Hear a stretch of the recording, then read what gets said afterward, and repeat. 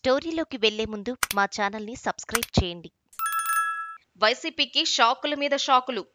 Andhra Pradesh assembly ఎన్నికల్లో సంచలన ఫలితాలు సాధించిన టీడీపీ తన దూకుడు కొనసాగిస్తోంది. ఆయా మున్సిపల్ కార్పొరేషన్లు, మున్సిపాలిటీలను చేజిక్కించుకునే దిశగా దూసుకెళ్తోంది. గతంలో జరిగిన మున్సిపాలిటీలు, నగరపాలక సంస్థల ఎన్నికల్లో రాష్ట్రంలో ఒక్క తాడిపత్రిని మినహాయించి అన్నింటినీ వైసీపీ గెలుచుకుంది. ఒక్క తాడిపత్రిని మాత్రమే టీడీపీ గెలుచుకుంది. స్థానిక సంస్థల ఎన్నికల్లో నాడు అధికార వైసీపీ నేతలు ప్రతిపక్ష పార్టీల అభ్యర్థులను నామినేషన్లు కూడా వేయనీయలేదు. దీంతో చాలా చోట్ల ఎన్నికలు ఏకగ్రీవం కాగా కొన్ని చోట్ల నామమాత్రంగా ఎన్నిక నిర్వహించారు. ఈ నేపథ్యంలో వైసీపీ ఒక్క తాడిపత్రిని మినహాయించి అన్ని మున్సిపాలిటీలు, నగరపాలక సంస్థల్లో నాడు విజయకేతనం ఎగురవేసింది. ఇప్పుడు కూటమి ప్రభుత్వం అధికారంలోకి ఉండడంతో ఆయా మున్సిపాలిటీలు, నగరపాలక సంస్థల్లో భారీ ఎత్తున కౌన్సిలర్లు, కార్పొరేటర్లు టీడీపీలో చేరుతున్నారు. ఇప్పటికే చిత్తూరు, ఒంగోలు, విశాఖపట్నం, నెల్లూరు నగరాల్లో చాలా మంది కార్పొరేటర్లు టీడీపీ తీర్థం పుచ్చుకున్నారు. ఒంగోలు మేయర్ గంగాడ సుజాత సైతం టీడీపీలో చేరిపోయారు. తాజాగా పల్నాడు జిల్లా మాచర్ల మున్సిపాలిటీపై టీడీపీ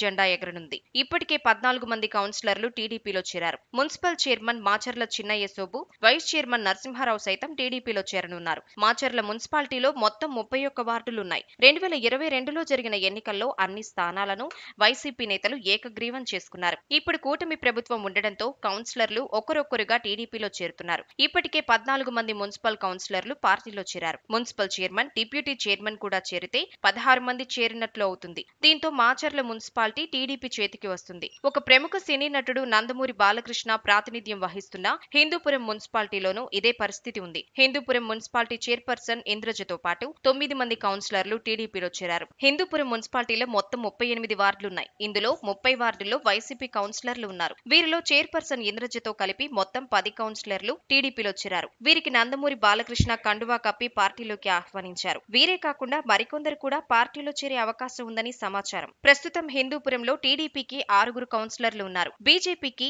ఎంఐఎంకు ఒకరు చొప్పున కౌన్సిలర్లు ఉన్నారు. ఇప్పుడు టీడీపీలో చేరిన వారితో కలిపి ఆ పార్టీకి మొత్తం 16 మంది సభ్యుల బలం ఉంది. బీజేపీ సభ్యుడు కూడా టీడీపీకి మద్దతిచ్చే అవకాశం ఉంది. దీంతో కూటమి బలం 17కు చేరింది. దీంతో హిందూపురం మున్సిపాలిటీ సైతం టీడీపీ చేతికి వస్తోంది.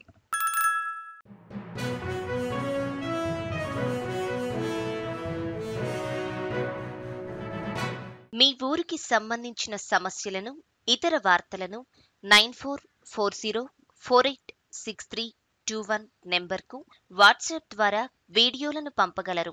వాటిని మా తెలుగు టీవీలో ప్రసారం చేయటం జరుగుతుంది. మెరుగైన సమాజం కోసం మీతో మేము అడుగులు వేస్తాం.